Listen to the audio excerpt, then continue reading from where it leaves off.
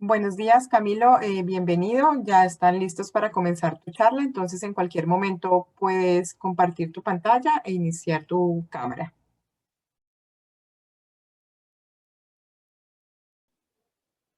Hola, ¿me oyen ahí bien? Sí, perfecto. Listo, muchísimas gracias eh, pues por recibirme, por invitarme. Muchas gracias a todos los asistentes. Eh, digamos que lo que he pensado para este momento pues es básicamente una conversación muy sencilla, muy rápida, sobre un tema pues creo que creemos nosotros desde la sociedad civil. eh, Creemos que es vital para algunas de las personas que están acompañándonos, y entre ellos pues los personeros municipales, los consejeros territoriales, bueno, y demás personas interesadas, sobre todo pensar la, las discusiones de la veeduría ciudadana, del control social, desde el acceso a la información pública. Voy a compartir mi pantalla un momento. Mm, Aquí creo que está, que nos puede funcionar. Bien, digamos que eh,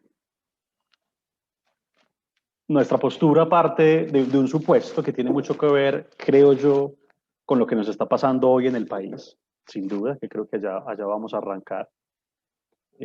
Parte de un supuesto en el que la transparencia se ha venido transformando en los últimos años. Yo les agradezco a quienes están como ayudándome, como este computador no es el mío, si me pueden ayudar de pronto con preguntas si aparecen en los chats para que me pueden interrumpir si hay alguien que necesita que, que le respondamos algo mientras vamos avanzando. Digamos que lo vital es pensar que el acceso a la información pública ha transformado la democracia y ha transformado lo que nosotros entendíamos como control social y lo que nosotros entendemos como transparencia, ¿cierto? Por un sentido muy específico, y es que el acceso a la información pública es un derecho fundamental. Y a pesar de que nuestra constitución pues este año está cumpliendo 30 años, es un derecho que teníamos como por allá engavetado, medio refundido entre los muchos artículos que tiene la Constitución.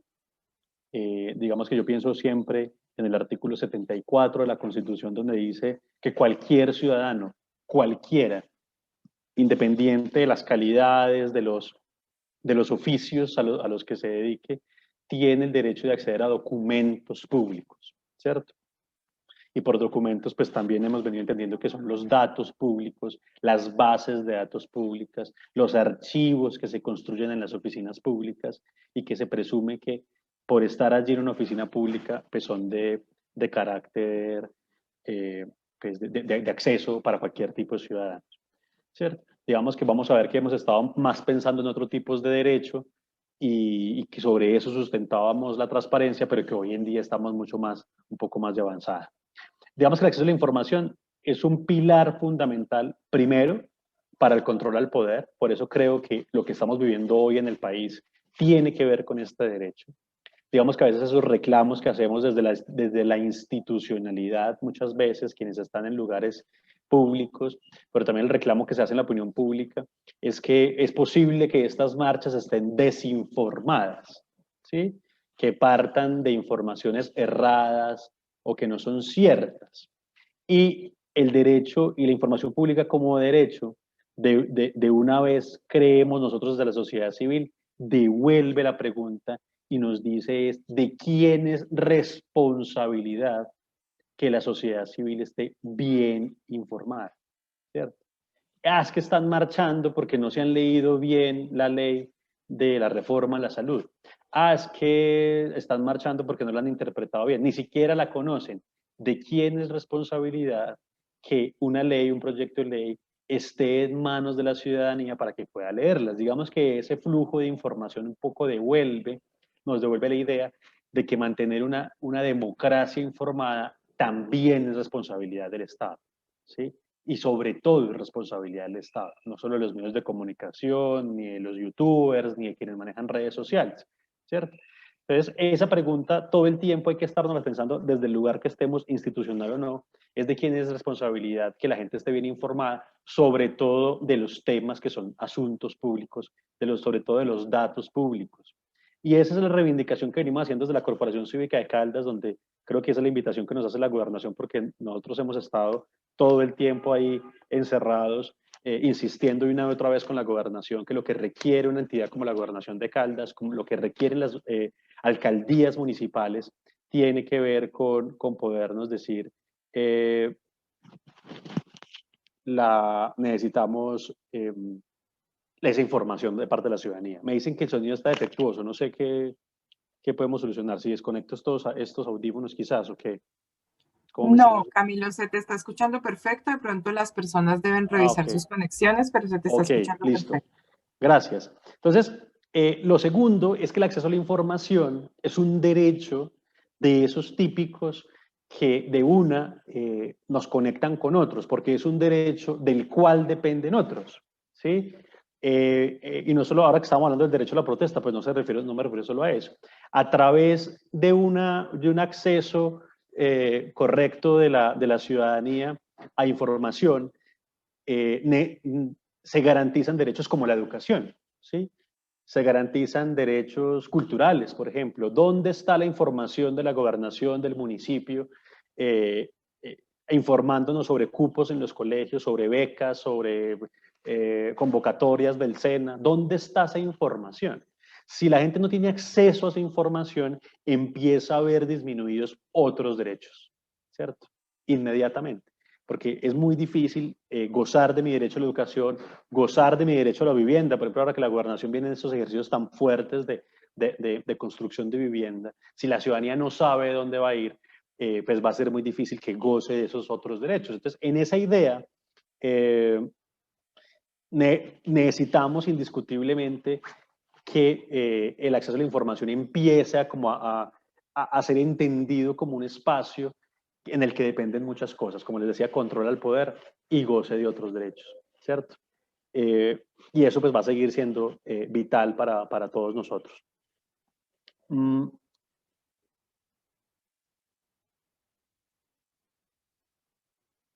Digamos que, ¿qué empieza a ser importante aquí? Que siempre hemos tenido la noción de que el acceso a la información se soluciona con el derecho de petición, ¿cierto? Y con el derecho de petición yo creo que fue una conquista, por supuesto, del siglo XX, en el derecho constitucional de Colombia y en el control social colombiano y en la democracia colombiana. Digamos que el derecho de petición, y lo hemos entendido y muchas veces le decimos a la gente, venga, haga un derecho de petición, pide esa información por petición, y lo que nos está llevando un poco el acceso a la información con la llegada de Internet, con la llegada de las redes sociales, es que el derecho de petición encontró un aliado más, ¿cierto? Y entonces que el acceso a la información no es necesariamente el derecho de petición. El derecho de petición es una de las vías para acceder a información. Pero creería yo, y en eso yo insisto mucho, es una posición pues muy personal, que el derecho de petición cada vez más va a tener que ser un mecanismo subsidiario, complementario de lo que realmente debe ser el deber de las entidades públicas de entregarnos información sin siquiera pedírsela, ¿sí? Que nosotros podamos a un clic poder bajar el documento, poder bajar el cuadro, poder conseguir la información que en redes sociales, en lugar de que los gobernantes estén dándose bombo con sus vanidades, podamos tener a través de esas redes sociales, en la página de Facebook, en la cuenta de Twitter, en la cuenta de Instagram, información que sea de interés público. ¿Sí? Ahí es donde debería estar representado cuál es el próximo contrato, ahí es donde debería estar representado dónde están las becas para los colegios, para las universidades, dónde están los cupos para los colegios. Es en esos espacios que están para eso. Por eso el derecho de petición debería ser, digamos, empezarse a hacer como un mecanismo complementario de un acceso a la información que hoy en día es mucho más potente que lo que estamos teniendo. Lo segundo es que es distinto a la publicidad contractual, ¿cierto? Esto los que trabajamos mucho y digamos los personeros también que les llega mucha inquietud sobre contratos que se hacen en la gobernación en los municipios, y es que el acceso a la información no se resuelve con el SECOP, ¿sí? En los contratos el SECOP cumple un rol de publicidad, ¿sí? pero el hecho de que las entidades suban su información al SECOP, no necesariamente estamos resolviendo las demandas y las necesidades de acceso a la información del control social. ¿Por qué? Porque alrededor del contrato, pues tenemos una posibilidad de otros actores que no somos necesariamente ni los contratistas ni los proponentes, sino las personas que estamos preocupadas por el servicio que se está contratando, pues poder acceder a información. Y por eso se ha pedido que más allá del SECOP, las entidades publiquen esa información también en sus páginas web, en sus redes sociales, y digamos que entender que la publicidad contractual que tanto nos aprendemos los abogados no nos resuelve necesariamente. Yo a veces digo que la publicidad contractual es una garantía que resuelve el problema entre las partes que están contratando, contratista y contratante, proponentes que están licitando, pero no nos resuelve las demandas el resto de la comunidad que está pensando en esto. Les voy a poner un ejemplo. Una de las grandes discusiones que hay hoy en las marchas en la calle es que el gobierno está comprando aviones militares, ¿sí? Y hay gente marchando que no sabemos en qué nivel está informado sobre la compra de esos aviones militares, ¿cierto? El gobierno nos puede decir, no, es que está en el SECOP, ¿cierto? Asumiendo que esos contratos militares que tienen cierta reserva pues sean públicos en el SECOP. Yo creo que son públicos en gran parte de ellos. Lo que necesitamos es entregárselo a la gente para que la gente resuelva si es cierto o no que se está comprando, en qué estado está esa compra. Entonces, fíjense que esas discusiones contractuales no solo tienen que ver con el contratista, el contratante, proponentes, interventores, supervisores. No, no, no. Aquí todo el mundo está con los ojos puestos en los contratos. Ya vamos a ver ejemplos. Entonces, ahí tenemos dos ejemplos de cómo hemos asumido la transparencia que no necesariamente, pues no han entendido. Ya vi que tengo una pregunta que además la acabo de leer aquí y está muy buena. Entonces, si quieren, esa la podemos ir dejando hacia el final porque creo que está muy carnuda. Entonces, muchas gracias. Ya la tengo ahí en la pensar, que la voy aquí a responder en directo. Entonces, no, hagámoslo de una vez. Digamos que ahí está preguntando si el acceso a la información no sería una forma de usar un arma política para plantear ideas sobre supuestos de que otra persona lo hubiera podido hacer mejor o lo plantearía de forma diferente. No sería como crear expertos de papel en todos los temas, como los aeropuertólogos manizaleños. Entonces, digamos que ahí es muy importante entender que el acceso a la información está regulado, ¿cierto? Y eso es lo que vamos a ver. Es decir, por acceso a la información no podemos entender cualquier cosa, ¿sí? Lo que un gobernante debería poner en su acceso a la información, sobre todo en estos casos, la pregunta tiene mucho que ver, por ejemplo, con la pauta que se paga en medios de comunicación.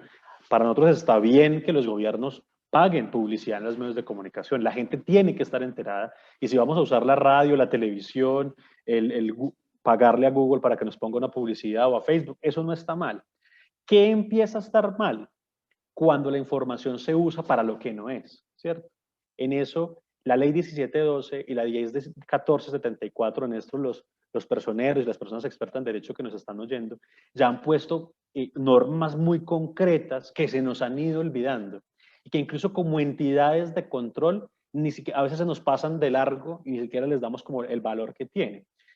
Por ejemplo, en la ley 1712 dice qué es lo que se debe divulgar de manera proactiva, qué tipo de información.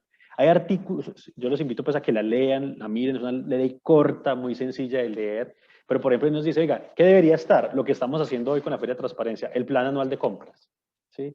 Eso es lo que eso es decir, en radio y en televisión nos deberían estar contando cuál es el contrato que viene, para que los contratistas se preparen si quieren licitar, los proponentes que están interesados, para que la gente esté pendiente cuál es el que en próximos días la administración va a empezar a contratar la vía, el puente, la cancha de fútbol, y necesitamos cuál es lo que viene. Necesitamos información sobre la planta de personal, quién está trabajando dentro de las oficinas públicas, nombre completo, cargo, esa información no es reservada, esa información no es privada, son funcionarios públicos que tienen que contarle al resto del público y de las audiencias quiénes son quienes están trabajando. Entonces, hacer de vez en cuando una pauta, una publicidad. Digamos que hay un listado que no me voy a detener mucho por ahora, pero digamos que ahí tenemos unas herramientas muy claras de qué es lo que hay que tener. ¿Qué dice la ley 1474 de 2011, que es justo la ley anticorrupción? Y es que está prohibida la publicidad o la información que tenga que ver con proselitismo, ¿sí? Que tenga que ver con lo que llamamos el autobombo de la administración. Ahí es donde esa pauta en radio, esa pauta en televisión, eso que se paga en Google, esa red, esa página en Facebook empieza a estar mal usada. Si nosotros vemos que se usa simplemente para que el gobernante aparezca en cámara y nos diga lo maravilloso que él es y que es el mejor alcalde, el mejor gobernador que hemos tenido en la historia, ¿cierto? Eso es un mal uso de la información pública, por una razón muy sencilla. Si nos devolvemos a lo que estábamos hablando, y es que no tenemos, o sea, a la gente no le interesa, no es de interés público si este gobernador es bueno o malo, ¿sí? Lo que necesitamos es que nos muestre, eso será opinión de la gente, lo que necesitamos es información para poder gozar, para que nosotros mismos seamos los que decidamos si el gobernador o el alcalde es bueno o malo. No necesitamos que nos lo digan, necesitamos información para nosotros sacar conclusiones e información para nosotros poder gozar de los derechos que están de por medio allí, ¿cierto? En la pandemia nos hemos dado cuenta de lo importante que es saber a qué horas es el toque de queda, qué vía va a estar cerrada, ahora que estamos en tema de las movilizaciones sociales. Y si no se aprovechan esos canales para ese tipo de información, pues vamos a tener un daño mucho peor. Entonces, digamos que en este contexto, esa ley, o sea, el acceso a la información es tan importante que ya tiene una ley estatutaria que lo regula. O sea, no es cualquier boba, hay una ley. Y uno que está pegado siempre al derecho de petición, uno piensa como en el 1755 únicamente, ¿cierto? Que pues el que reguló el derecho de petición y volvemos y empezamos que creemos que el derecho de petición es la única forma de acceso y se nos olvida la ley 1712 que es la que nos está diciendo, claro, hay una ley que regula el artículo 23, ¿sí? Pero hay otra ley que regula el 74, ¿cierto? Y que nos está diciendo, oiga, no todo es por derecho de petición, ¿cierto? Y lo importante allí, yo creo que eso es muy importante para las personas que pertenecen al Ministerio Público como los personeros, o incluso para las otras personas que no son de las personerías, para saber a dónde acudir. Esa ley le entrega al Ministerio Público el rol de principal garante de esa información. Quien debe estar a cargo de que los gobiernos usen bien el acceso a la información es el Ministerio Público, ¿sí? Y es muy claro en que la Procuraduría incluso tiene toda una dependencia. Y entonces, claro, dentro de las capacidades que entendemos que en este momento los personeros pues, están en esa discusión de las capacidades limitadas que tienen o no, pero dentro de su agenda de trabajo hay que empezar a posicionar un poco el tema de acceso a la información pública, ¿cierto? No se trata necesariamente de empezar a abrir procesos disciplinarios y remitir procesos disciplinarios a todas partes para dar mal manejo. Yo siempre he creído que hay que arrancar sobre todo en que las conversaciones y las agendas de trabajo que se tengan entre los gobiernos locales, pienso mucho en los municipios de Caldas, y esas agendas de trabajo que se tengan ahí, con los alcaldes, con el gobernador, siempre el Ministerio Público puede hacer una pregunta sobre, venga, ¿cómo está la página web en divulgación de información para la gente? ¿Cómo estamos usando el Twitter y el Facebook en divulgación de información para la gente?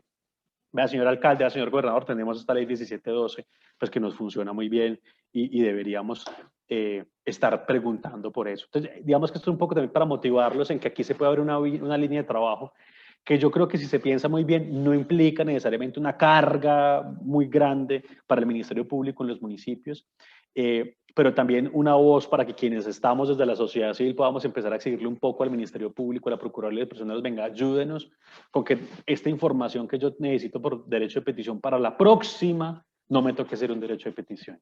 Y eso se vuelve también una herramienta muy importante para las administraciones. Necesitamos que las administraciones entiendan que mientras más información pongan en la página web, mientras más divulguen que eso está en la página web, menos derechos de petición deberían empezar a recibir, ¿cierto? Tenemos que entender que cada vez estamos en un relevo generacional normal en los espacios de participación. Seguramente cada vez van a ir llegando personas más jóvenes que están más familiarizados con las páginas web, más familiarizados con las redes sociales, y ahí hay que aprovechar ese sector social más joven para que nos alimente cómo es una buena fórmula para tener esto pues al día, ¿cierto? ¿Cuáles son los principales retos? Y con esto voy terminando para que tengamos pues una discusión con preguntas adicionales. Yo creo que los retos, aquí yo les estoy poniendo una campaña que hicimos diferentes organizaciones del país, que se llamó La Ciudadanía Activa, y esos personajes que ustedes ven ahí se llaman Constancia y Vigilio, nuestros personajes. El año pasado, cuando explotó todo lo de la pandemia, la emergencia económica y la emergencia sanitaria, nos unimos varias organizaciones del país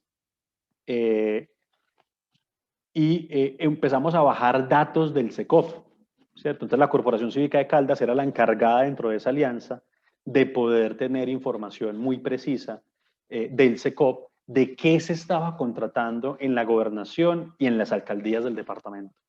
Nos encontramos, y ahí voy como al segundo reto que estaba en el punto, con muchos problemas en la calidad de la información, ¿sí? Sobre todo en los municipios. Es decir, este trabajo de sociedad civil, Ministerio Público, tiene que llevarnos a que los funcionarios entiendan que los datos que suben al SECOP cada vez son más de fácil acceso a las personas, que a esos datos ya no solo están entrando las contralorías, ni solo están entrando las personerías, no, también estamos entrando a la sociedad civil, los periodistas que necesitamos información de primera mano.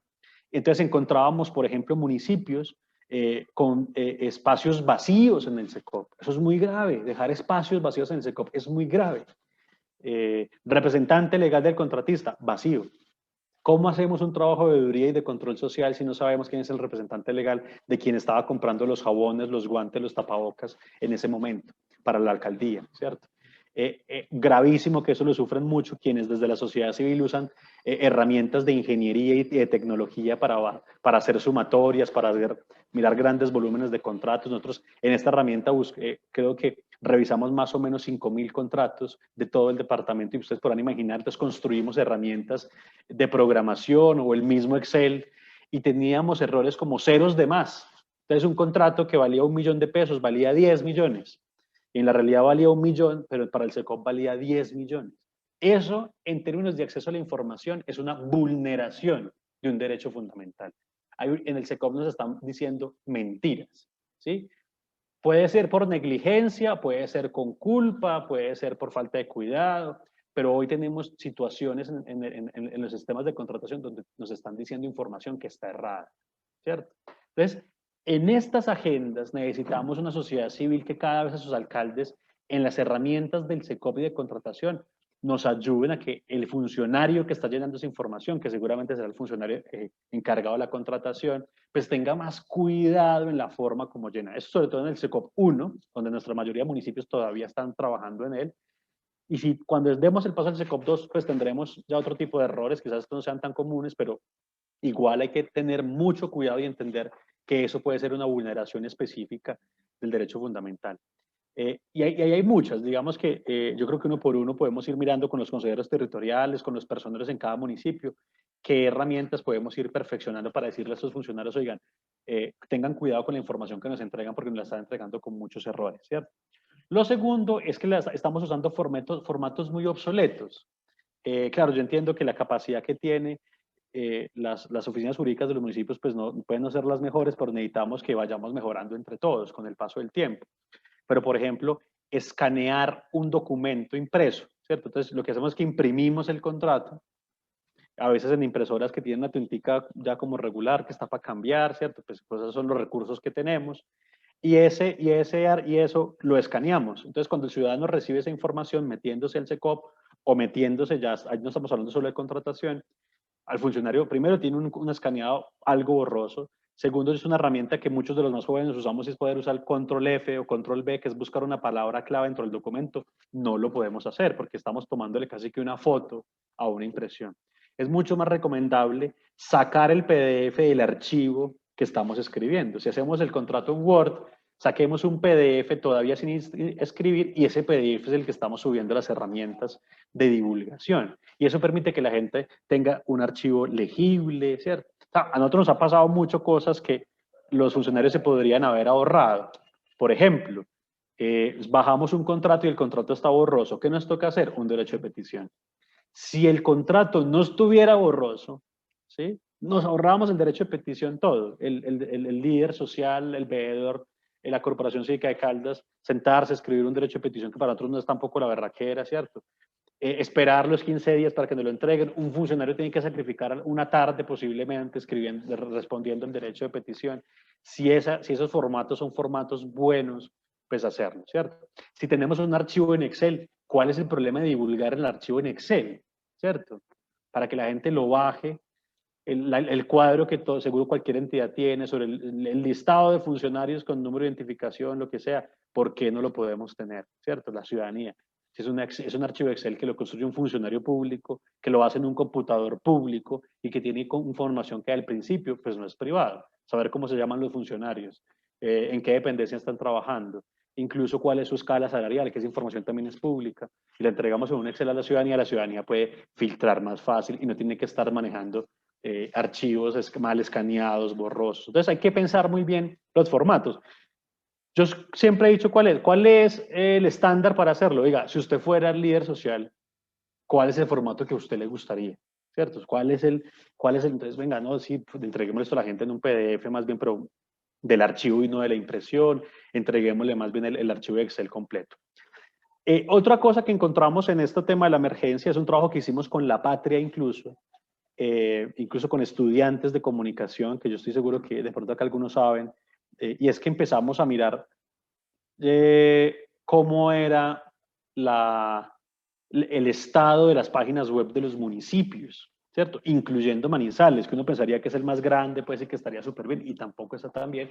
Y encontramos que las páginas están muy deficientes de la información que deberían, por ley 1712, y les voy a soplar los artículos, el artículo 9, 10 y 11, ¿cierto? Esos artículos tienen un listado de los documentos que tienen que estar subidos a la página web. Y encontrábamos con los estudiantes voluntarios que nos ayudaron y con La Patria que hay muchas deficiencias en las páginas web de nuestros municipios, incluyendo Manizales, ¿cierto? Planta de personal, no aparece el listado de cuántos trabajan, ni quiénes son, ni cuál es el directorio, cuál es el teléfono, la extensión, el correo. Si ellos tienen correos institucionales, pues el correo es público, deberíamos poder tenerlo, ¿cierto? Información sobre el plan anual de compras, municipios sin el plan anual de compras subido, ¿cierto? Información sobre horarios de atención, por ejemplo, información mínima para que la gente se acerque, no estaba, ¿cierto? Y eso, digamos, es ir reforzando como prácticas. Claro, en nuestros municipios, por ejemplo, la gente ya tiene en su cabeza qué horas atienden en la alcaldía, o hay una cartelera puesta en la entrada, ¿cierto? Pero cada vez hay que ir acercando a la gente que hay otras herramientas de informar que incluso pueden ser mucho más cómodas para las administraciones, ¿cierto? Y vamos a tener una gestión, de un lado, vamos a tener personas con un acceso a la información mucho más rápido, más eficiente, mucho más potente, y vamos a tener una gestión pública mucho más eficiente en la gestión de su información. Entonces, yo creo que conclusiones en general, creo que hay que tener una herramienta, o sea, una visión, como un enfoque, que podamos entender que el acceso a la información pública es algo que debe ser transversal a nuestra administración. Y en esa medida, desde la sociedad civil, deberíamos pedirle a las administraciones locales que tengan ese enfoque. ¿Cuál es la información? ¿Para qué me la está entregando? ¿Cómo me la está entregando? Y desde el Ministerio Público, pues apoyarlos también desde la sociedad civil a decirle, bueno, tengamos estas conversaciones sobre la página web del municipio, sobre las redes sociales, el tipo de formato que estamos usando, cómo estamos llenando el SECOP y poder empezar a empujar cada vez mejor. Creo que hemos ido mejorando. Yo creo que el trabajo que viene haciendo la Oficina de Gobierno Abierto en la Gobernación, la presión que venimos haciendo desde la sociedad civil con algunos actores aliados en los municipios, ha hecho que algunos municipios vayan mejorando. Claro, esto implica capacidades para los municipios, tienen que entrenar gente posiblemente, puede ser para algunos funcionarios un doble trabajo, pero yo creo que si se pone dentro de los procesos ordinarios del trabajo, vamos a poder ir resolviendo como estas situaciones. La gente nos dice, no, es que la página web nuestra es muy chiquita porque pues es la que nos da el ministerio, o es que tenemos muy poquita plata para desarrollarla. Digamos que yo creo que hoy en día tenemos muy buenas herramientas para poder divulgar ese tipo de información, con enlaces que dirigen a lugares donde se pueden almacenar, como el Google Drive, que yo estoy seguro que muchos de aquí hemos usado. Bueno, pues en la alcaldía tiene una página, la página de Manizales es muy deficiente porque así se ha tenido durante mucho tiempo. Ellos encontraron que una herramienta es subir archivos a lugares de almacenamiento como de Google o pagar, digamos, algunos privados y ver eso como una inversión.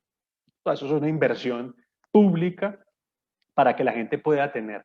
Porque sí creo que esto cuesta. O sea, tener una información pública al día cuesta. Y eso, digamos, hay que empezar también a perfilarlo. Y así como le metemos mucha plata a la imagen del alcalde, al uso de redes sociales, así como hay un jefe de prensa, necesitamos jefes y departamentos específicos que nos ayuden con la página web, con la calidad de la información, con el monitoreo de la información que se sube al SECOP. Bien, no sé si, digamos, si podemos arrancar pues como una rondita de preguntas o si los quieren escribir. No estoy seguro de cómo podamos hacerlo. Sí, Camilo, en el cajón de preguntas y respuestas las van a escribir y te llegan directamente allí, las puedes leer. Listo. Chévere si me preguntan, bueno, lo que quieran, pero si hay como éxitos que nosotros hayamos visto, cuál puede ser una hoja de ruta para arrancar. Si quieren, podemos ir por ahí.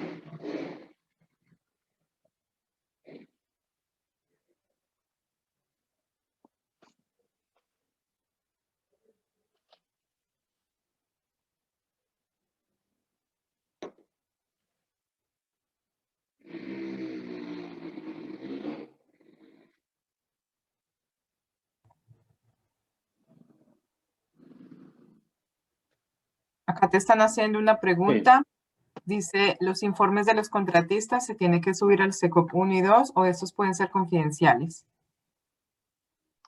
Digamos que la premisa legal y constitucional que se tiene es que la regla general es la publicidad. La regla general es entender que toda información que se construye, que está bajo custodia, que se construye por una entidad pública, incluso por entidades privadas que prestan servicios públicos o funciones públicas, la presunción es que es público. Es decir, si ustedes me preguntan así, en esa información no tendría nada por qué haber confidencial, ¿cierto? La ley 17.12 trae unas excepciones muy concretas. Y eso es muy bacano porque eso es un estándar incluso internacional, o sea, eso no se lo inventó el Congreso, la ley 17.12, eso viene incluso desde la Comisión, desde la Corte Interamericana de Derechos Humanos, de la Relatoría para la Libertad de Expresión y Acceso a la Información. O sea, hay una persona en Washington pensando esto todo el día, de cómo los gobiernos pueden entregar ese tipo de información. Entonces, la premisa siempre es, y las excepciones son excepciones, primero, que son legales, es decir, las excepciones solo las puede poner una ley, por supuesto, pues, digamos, aprobada por el Congreso de la República. ¿Eso qué nos dice? Que las excepciones no se las puede inventar el alcalde. Y no es que a mí se me ocurre que esto es confidencial. No, no, no. Está en la ley y está en la ley 17.12, ¿cierto? Y ahí dice unas causales. Las causales suelen ser las que tienen que ver con derechos de intimidad, por ejemplo, de las personas, las que tienen que ver con derechos, por ejemplo, secretos comerciales, ¿sí? Pues uno no puede escribir a la licorera de Caldas, señores de licorera de Caldas, por favor, póngame en la página web la receta del ron viejo de Caldas. Es que lo necesito. Claro, ahí la licorera podría acogerse a una excepción y decir, oigan, es que eso es un secreto comercial que está en la ley, esos secretos comerciales, yo los puedo mantener bajo confidencialidad. Si esos informes de los contratistas no caben en ninguna de esas excepciones, el contratista la ley lo asume como una persona que está prestando funciones públicas, ¿cierto? Se le está pagando por una obra pública, se está usando recursos públicos, entonces de entrada será muy difícil hacerlo, ¿cierto? Lo único serían cosas muy mínimas, digamos, que tengan que ver, por ejemplo, se me ocurre a mí, si si el contratista está prestando un servicio que puede estar protegido por la ley, ¿cierto? Nos pasa mucho, por ejemplo, con los contratos de publicidad. Entonces, no es que la agencia no quiere revelar cómo es la estrategia, porque si la revela, pues su competencia, la agencia de publicidad contraria, se va a enterar. Listo. Entonces, señor contratista, hagamos lo siguiente. Hay un informe que vamos a publicar sin esa información propia de la estrategia que es propio de su negocio, y entonces para que usted no nos sople cómo hace las cosas, pero sí, entonces, tenemos que llevar a un principio muy bonito que trae la ley que llama la divulgación parcial. Y es que todas las entidades tienen que construir documentos. Si tenemos una información que puede ser confidencial, la quitamos y con el resto que no es confidencial armamos un documento público, ¿cierto? Pero yo creo que en principio esos informes de los contratistas, muy difícil que sean confidenciales. Me parece que tendría que ser un caso muy específico. Pero si es un informe en el que dice el estado en el que se entrega la obra, cuál es el estado de los recursos que viene manejando, cuáles son los reclamos de pronto que puede estar haciéndole a la administración, que le deben plata, que necesita más tiempo, me parece muy difícil pensar que hay un informe confidencial. Yo generalmente, pues les digo, cuando una administración me dice que no subieron eso por ser confidencial, tenemos un caso de COVID que ya les cuento con Manizales, siempre sospecho, digo, más bien creo que me quieren ocultar algo con ese contratista. Con Manizales nos pasó con la compra de mercado. La compra de mercados en el momento en que nos encerraron fue una cosa, digamos, muy dura de hacerle control social, Entonces, como eran contratos de emergencia, entonces son directos, y cuando nosotros entrábamos al SECOP, en ese momento era el SECOP 1, encontramos solo el contrato firmado, y aquí era con la Cruz Roja, me acuerdo, y firmado, y listo, y chao. ¿Sí? Y el contrato tenía un valor global. Y lo que nosotros necesitábamos era, cuéntenos cuánto vale cada mercado. Es que lo que necesitamos es saber si ustedes el atún lo están pagando al doble de precio y los huevos a cuánto, ¿cierto? Pues, digamos más o menos cuánto trae el mercado. Entonces, con la alcaldía de Manizales tuvimos una discusión muy interesante. Pero cuando yo fui a la alcaldía, porque me dijeron, oiga, no, pues ¿por qué nos dice así? Si, claro, yo salí en La Patria haciendo bulla, y entonces ellos, y tenían todos los informes de la Cruz Roja, digamos que los informes previos, diría ahí como unos documentos previos al contrato de emergencia, donde la Cruz Roja les había mandado las cotizaciones de cuánto iba a ser. Y yo les decía, ¿cuál es el impedimento? Si la Cruz Roja les manda diciendo, ya, cada mercado va a costar esto y cada mercado tiene estos elementos, y decía desodorante, limpiador de pisos, atún, arroz, ¿cierto? Lo que sea. Si uno tiene la ley de la mano, ¿cuál es la confidencialidad de eso? O sea, ¿por qué los ciudadanos nos podemos enterar? ¿Cierto?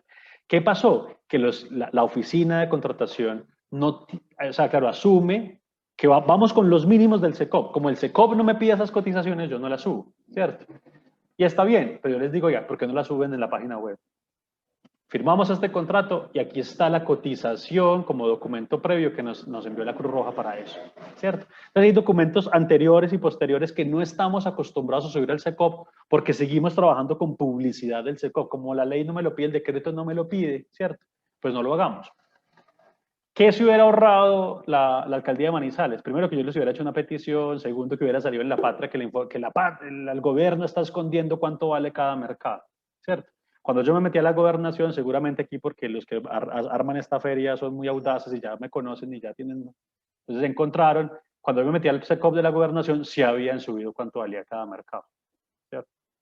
Se ahorraron la discusión. Cuando yo me metí al SECOP, el contrato en el SECOP tenía un montón de herramientas, digamos que uno podía al menos saber eso. Entonces, es mejor subir, o sea, partamos de la presunción. Si es en el SECOP o no es en el SECOP, pues digamos que ahí tenemos una discusión como jurídica, pero al menos, bueno, si no lo queremos subir el SECOP, venga, entreguémoselo a la gente en la página web, venga, entreguémoselo a la gente en la red social. Venga, esto fue el informe que nos mandó la Cruz Roja, pues en la alcaldía de Manizales, que es tan dura para manejar redes sociales. Venga, si quiere sacar al alcalde en Facebook, en el streaming, pues que el alcalde salga con el informe, esto fue lo que nos dijo, y eso funciona.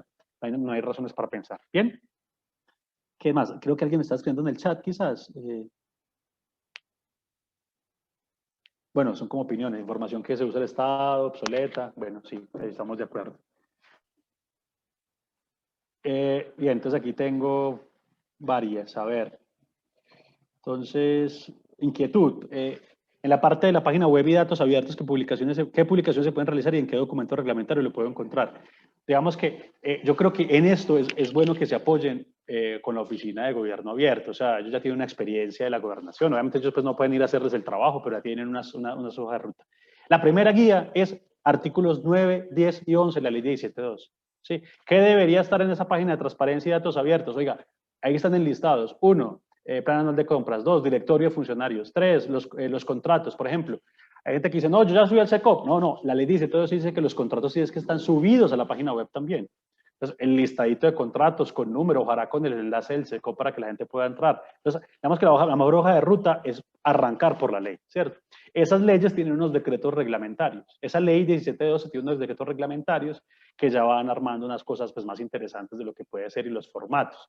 Colombia Compra, por ejemplo, para los temas de contratación, tiene algunos formatos para el plan anual de compras, como unos estándares pues, que pues, se pueden consultar. Que yo estoy seguro que sí se están haciendo. Lo que yo siento es que no están publicados, porque se nos ha olvidado que hay una ley que dice que hay que publicarlos. Entonces, eso es como pues, una hoja de ruta. ¿Bien? ¿Cuál es la recomendación para las organizaciones comunales legalmente constituidas?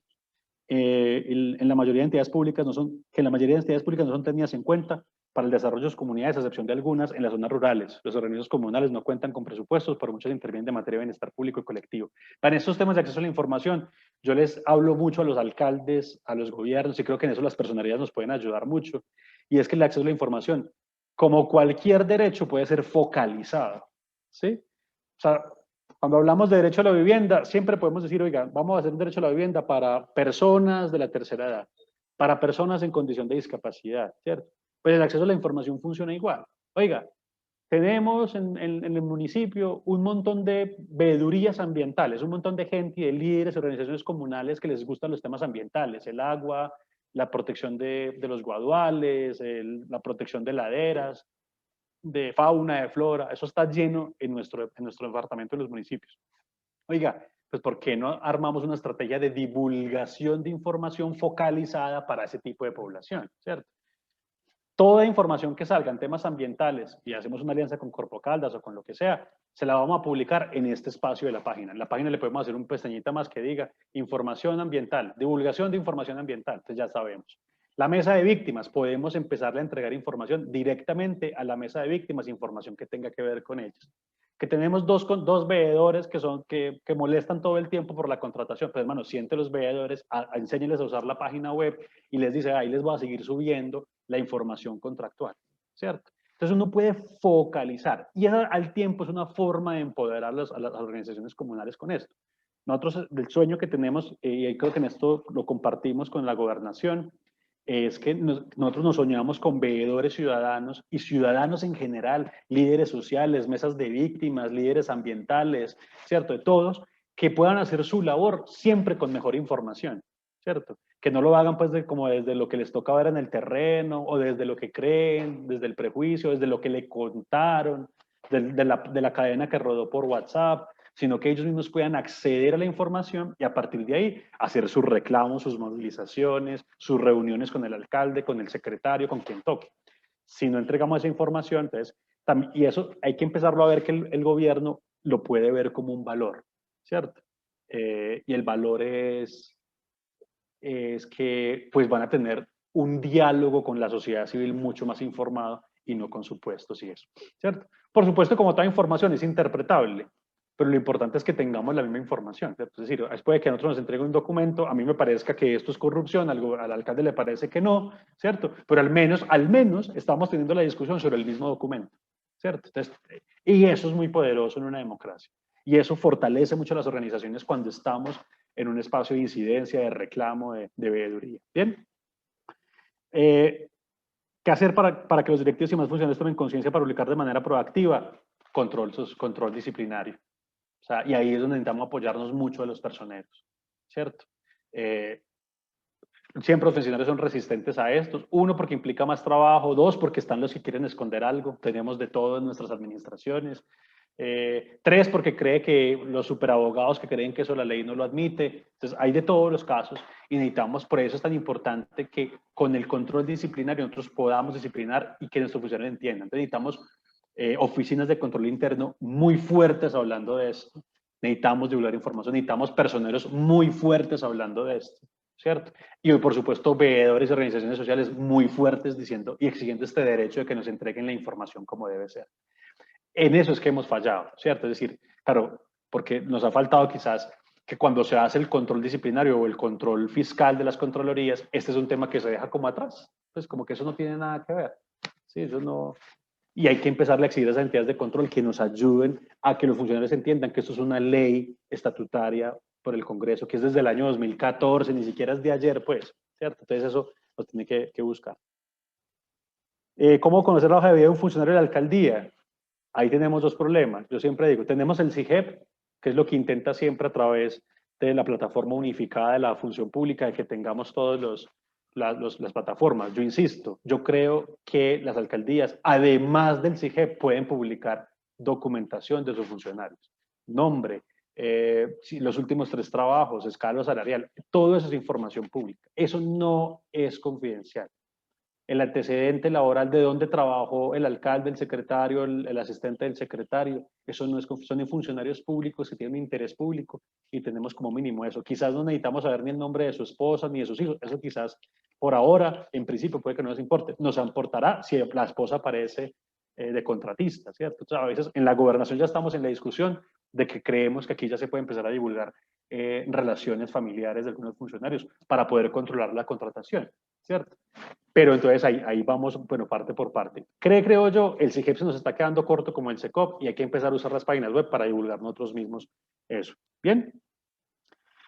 Ahí, digamos, no aplica la Vías Data. El Vías Data tiene justamente la excepción en que las bases de datos con información pública pues no tienen reserva y no son susceptibles de habeas data, ¿cierto? Será susceptible de habeas data la información privada de los funcionarios, ¿cierto? De pronto el teléfono de la casa, la dirección de la casa, que seguramente eso no nos interesa tanto, y eso sí podrá ser susceptible de habeas data, pero el resto no. ¿Bien? Listo, entonces tengo un montón, no sé cuántas alcance a contestar. La hoja de vida, tenemos acá cómo se le puede dar más transparencia a la contratación directa. Insisto, exigir que eso no quede solo en el SECOP. Señor, por ejemplo, hace recientemente incomodé a la gobernación diciéndole, oigan, si vamos a contratar todo por emergencia económica en la pandemia, entonces necesito que me arme usted todo el reporte de contratos que son directos por emergencia. ¿Sí?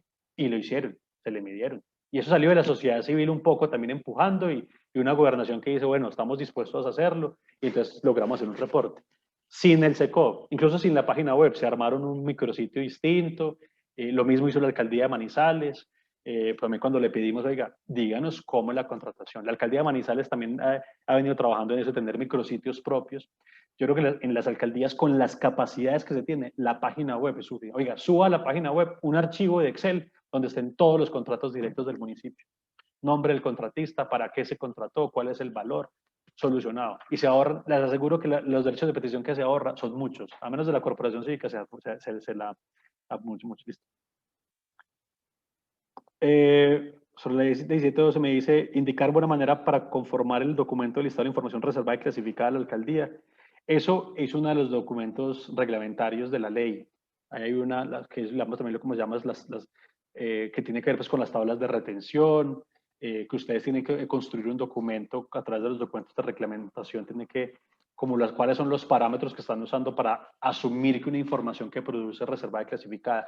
Y eso es muy bonito porque cada dependencia de la alcaldía tiene que sentarse a pensar, por un momento, sáquele una tarde a pensar de toda la información que producen, que guardan, que usan, cuál información es de interés público y cuál no, ¿cierto? Es pensarlo con la ley en la mano, ¿cierto? Y eso implica que entonces tengamos un documento muy claro, incluso publicado en la misma página, diciéndoles, vea, nosotros no le entregamos esta información porque estas son las consideraciones por las que creemos que esa información es reservada, ¿cierto? ¿Cuál es la idea? ¿Por qué? Porque cada vez que el gobierno reserva o clasifica información, tiene que justificarlo. Es el gobierno el que tiene que justificar porque cree que eso es una excepción para que implica una reserva, ¿cierto? Entonces, eso es lo que llamamos como esa forma. Digamos que la manera, pues no alcanzo pues, a desarrollarla. Hay un documento reglamentario para construir ese tipo de información y ese tipo de documentos. Pero creo que la primera recomendación es que le saquemos tiempo a que nos sentemos con cada dependencia y hagamos un listado de cuál creen que de la información que manejan puede ser reservada de acuerdo con la ley. No es de acuerdo al funcionario lo que a él le parece grave, no, de acuerdo con la ley. Cojan la ley, la interpretan y asumen, digamos, cuál puede ser reservada. Pero sacarle tiempo y pensarlo, y ojalá en equipo, ¿cierto? No el criterio de una sola persona, el de contratación sentado interpretando, sino que le ayude a otras personas a pensar por qué. Ojalá con la sociedad civil inviten un par de veedores, gente que tiene capacidad de acceder a información, que les diga, oiga, esta es la información que necesitamos, ¿por qué no la van a reservar? ¿Cierto? Y poder, como en un debate, poder empezar a construir. Y eso debería estar al aire, ¿cierto? Que si yo me meto y a la licorera de Caldas y la licorera de Caldas me dice que la fórmula del ron es confidencial, yo pueda leer por qué cree que es confidencial. Venga, es que la ley 1712 dice que hay una reserva cuando son secretos comerciales y como esta es una entidad pública pero comercial, nosotros no podemos entregarle eso. Entonces el funcionario, el ciudadano entiende, ¿cierto? También el funcionario de la entidad de control entiende porque esa información no funciona. Listo, no sé si, a ver, hay una última aquí que, Sí, se nos ya, agotó el tiempo. Sí, listo. señor. Bueno, entonces dejemos ahí, ojalá les haya servido. Búsquenos en la Corporación Cívica de Caldas, estamos en web, pues en nuestras redes. Nos interesa mucho estar hablando con los municipios, con los consejos territoriales. Nos vamos a ir encontrando seguramente este año que tenemos un plan de sentarnos con ellos a hablar justamente de estos temas, de cómo podemos lograr que nuestras alcaldías tengan una mejor capacidad de divulgar información. Y muchas gracias a la gobernación por la invitación.